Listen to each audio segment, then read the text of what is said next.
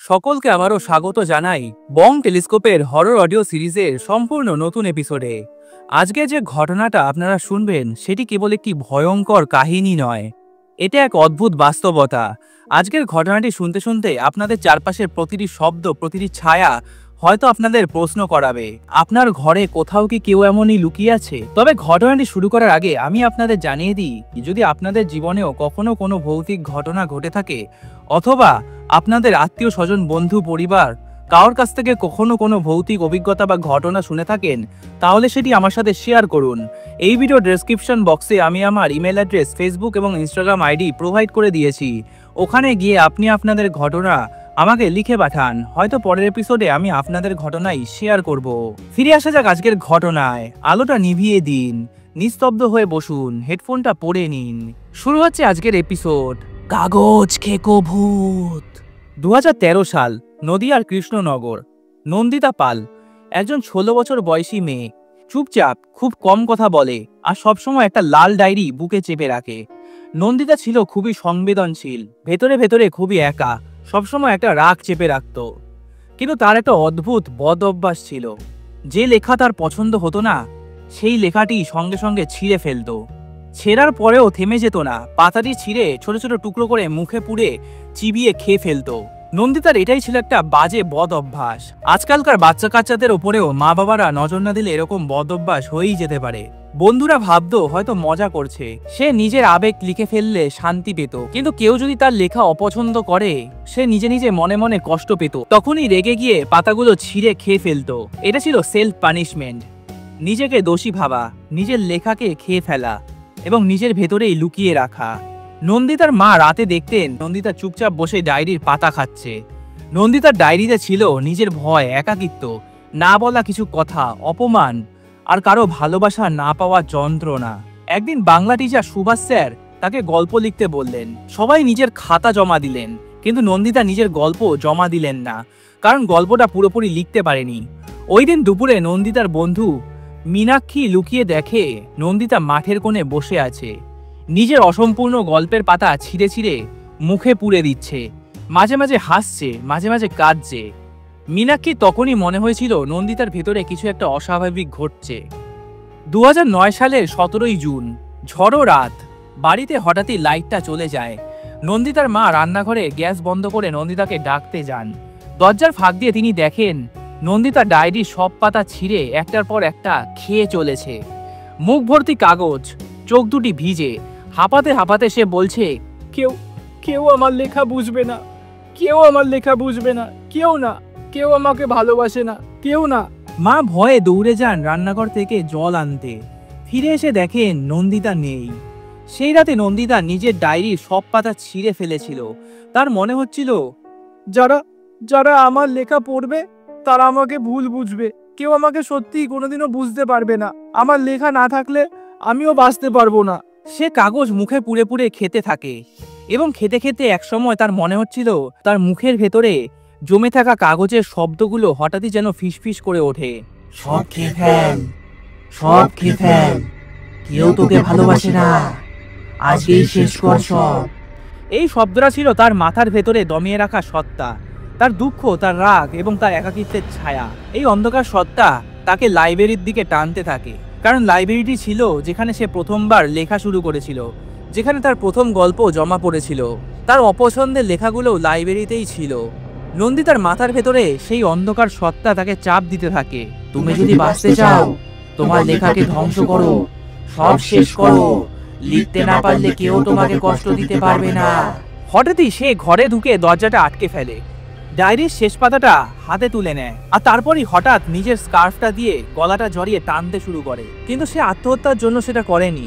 সে ভেবেছিল, আমি আমি যদি এখন অজ্ঞান হয়ে যাই তাহলে আমি আর লিখতে পারবো না, আর লেখা না থাকলে কেউ আমাকে আঘাতও দিতে পারবে না। কিন্তু সে এটা ভুল করেছিল। মুখে ছিল ডায়েরির পাতার ছেঁড়া টুকরো, আর তার সাথে সাথে গলায় স্কার্ফটা জড়াতেই তার নিঃশ্বাসটা হঠাৎই বন্ধ হয়ে যায়। এটা ছিল একটা ভয়ঙ্কর দুর্ঘটনা। পরের দিন সকালে তার দেহ পাওয়া যায় নদীর ধারের সেই পুরনো লাইব্রেরি ঘরের ভেতরে। ডায়েরি নেই, শুধু মেঝেতে পড়ে আছে ফাটা পাতার টুকরো, যেন ওখানে শেষবারের মতো সে পাতা খাওয়া থামিয়েছে। মৃত্যুর কারণ কেউই বলতে পারেনি, এই ঘটনা 3 মাস 4 মাস পর স্কুলের লাইব্রেরিতে অদ্ভুত সব জিনিস শুরু হয়। অনেক মেয়েদের নোটবইয়ের মাঝখান থেকে পাতার অংশ ছিঁড়ে যাওয়া, কামড়ের দাগ, পাতা ভিজে থাকা, লেখা হঠাৎই গায়েব হয়ে যাওয়া, এইসব ঘটনা ঘটতে থাকে। অনেক দত্ত সেখানকার লাইব্রেরিয়ান একদিন রাতে একা বসে কাজ করছিলেন। হঠাৎই শোনেন একটা চিবানো শব্দ, কাগজ গুঁড়ো হওয়ার একটা ভয়ঙ্কর আওয়াজ। টেবিলের ওপর রাখা একটা খাতার মাঝের অংশ নিজে নিজেই ছিঁড়ে যাচ্ছে, আর অন্ধকারে একটা ছায়া যেন সেটি মুখে টেনে নিচ্ছে। ছায়াটা ধীরে ধীরে মাথা তুলছে, চোখ দুটি ফাঁকা, ঠোঁটে লেগে আছে কাগজের টুকরো, আর গলায় সেই পুরনো ফাটা স্কার্ফটা যেটা নন্দিতা পরতো। সে মৃদু গলায় বলছে, ভালো লেখা নেই, ভালো লেখা নেই, কেউ ভালো লিখতে পারে না, তাই আমি খেয়ে ফেলি। যতক্ষণ না আমার ডায়েরিটার পাতা ফেরত পাই আমি ততক্ষণ থামবো না।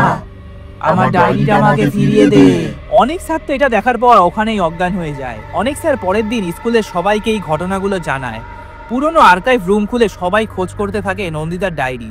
হঠাৎই পুরনো একটা কাঠের ট্র্যাঙ্কের ভেতরে পাওয়া যায় লাইব্রেরি থেকে সেই পাতাহীন লাল ডায়েরিটি। মাঝখানে শুকনো গালি লেগে আছে। শেষ পাতায় লেখা ছিল, আমি যদি হারিয়ে যাই আমার লেখাগুলো কি কেউ বাঁচিয়ে রাখবে? লাইব্রেরিয়ান অনেক দত্ত বলেন, নন্দিতা তো মারা যায়নি, তার অপূর্ণ লেখাগুলোই তাকে অভিশাপ বানিয়েছে। সে যেসব লেখা অপছন্দ করত সেগুলোই ছিঁড়ে খেয়ে ফেলতো, তাই এখনো খায়। ওর আত্মাটা শান্তি পায়নি, এই লাইব্রেরির ঘরেই বন্দি আছে। ট্রাঙ্কে ডায়েরির সাথে পাওয়া যায় একটা ছোট কাগজের টুকরো, নন্দিতা নিজের হাতের লেখা, ছেঁড়া কিন্তু আধা ভেজা। অনেক স্যার সেটাকে ডায়েরির ভেতরে রেখে লাইব্রেরির মাঝখানে দাঁড়িয়ে বললেন, নন্দিতা, তোমার লেখা আমরা দেখেছি, এখনই ফিরে যাও, কারোর কোনো ক্ষতি করো না। আমরা তো তোমার ক্ষতি করিনি কোনো, আমরা তো তোমার লেখা পছন্দই করতাম, যা করার তুমিই তো করেছো। কিন্তু এই স্কুলে তো অনেক বাচ্চারা পড়ে, তুমি কেন এদের ভয় দেখাচ্ছ? তুমি এখনই ফিরে যাও। হঠাৎই ঘরের সব বইয়ের পাতা একসাথে উড়তে শুরু করে, তারপরে একটা ঝাপটা হাওয়া এবং ধুলো। হঠাৎই দেখা যায় একটা পাতলা অন্ধকার আবছা ছায়া ডায়েরির ওপর ঝুঁকে আসে। ধীরে ধীরে পাতাগুলো থেমে যায়। এই ঘটনার পর থেকে কখনো আর কোনোদিনও নোট বইয়ে কোনো কামড়ের দাগ পাওয়া যায়নি। কিন্তু তাও এলাকাবাসী ওই লাইব্রেরিতে কখনোই একা যেতেন না। সন্ধ্যাবেলা 5টার আগেই লাইব্রেরি বন্ধ করে দেওয়া হতো। নন্দিতা অবশেষে নিজের অসম্পূর্ণ ডায়েরিটি ফিরে পেয়েছিল, কিন্তু সবাই মনে করে হয়তো এখনো তার অতৃপ্ত আত্মা এখনো সেই লাইব্রেরিতে বন্দি আছে। এই কারণে ভয়ে লাইব্রেরিতে আস্তে আস্তে যাতায়াতও কমে যায়। এই ছিল আজকে রাতের একটা ভয়ঙ্কর ঘটনা, কাগজ খেকো নন্দিতা। একটা অদ্ভুত অভ্যাস, এটা সংবেদনশীল মনের ভাঙন, আর শেষে জন্ম নিল এমন এক আত্মা যে আজও নাকি অন্ধকারে ঘরের কোণে বসে আছে, ফেলে দেওয়া কাগজের গন্ধ শুকে বেড়ায়। আপনাদের কেমন লাগলো আজকের এই রহস্যে মোড়ানো ঘটনাটি? কমেন্ট করে অবশ্যই জানাবেন। নন্দিতার মতো আপনিও কি কখনো দেখেছেন কারো এরকম বাজে অভ্যাস তাকে ধীরে ধীরে অন্ধকারের দিকে টেনে নিচ্ছে? আর একটা প্রশ্ন আপনাদের জন্য, সব ভূত কি সত্যি খারাপ, নাকি কারো যন্ত্রণা, কারো কষ্টই তাকে ভয়ঙ্কর করে তোলে? যদি আজকের গল্পটি আপনাদের ভালো লেগে থাকে তাহলে একটি লাইক দিন, কমেন্ট করে জানান আপনার মতামত, আর অবশ্যই সাবস্ক্রাইব করুন বং টেলিস্কোপ চ্যানেলটিকে। আপনারা পাশে থাকলে আমি আরো অনেক অদ্ভুত, সত্যি আর স্পাইন চিলিং গল্প নিয়ে হাজির হব। আর হ্যাঁ, যাওয়ার আগে একটা কথাই বলবো, আপনাদের জীবনে যদি কখনো কোনো ভৌতিক ঘটনা ঘটে থাকে অথবা কারোর কাছ থেকে কখনো কোনো ভৌতিক অভিজ্ঞতা বা ঘটনা শুনে থাকেন, তাহলে সেটি আমাকে লিখে পাঠান। এই ভিডিও ডেসক্রিপশন বক্সে আমি আমার ইমেল অ্যাড্রেস, ফেসবুক এবং ইনস্টাগ্রাম আইডি প্রোভাইড করে দিয়েছি। ওখানে গিয়ে আপনি আপনাদের ঘটনা লিখে পাঠান, হয়তো পরের এপিসোডে আমি আপনাদের ঘটনাই শেয়ার করব। ধন্যবাদ সকলকে আজকের রাতটা আমাদের সাথে কাটানোর জন্য। পরের রাতের অন্ধকার পর্যন্ত নিরাপদে থাকুন, দরজাটা বন্ধ রাখতে ভুলবেন না, আর বাচ্চাদের সবসময় সামনে রাখবেন, কারণ এরকম বদ অভ্যাস একদমই ভালো না। একটু চোখে চোখে খেয়ালে রাখবেন। খুব শীঘ্রই দেখা হবে আগামী পর্বে। ভালো থাকবেন এবং সুস্থ থাকবেন।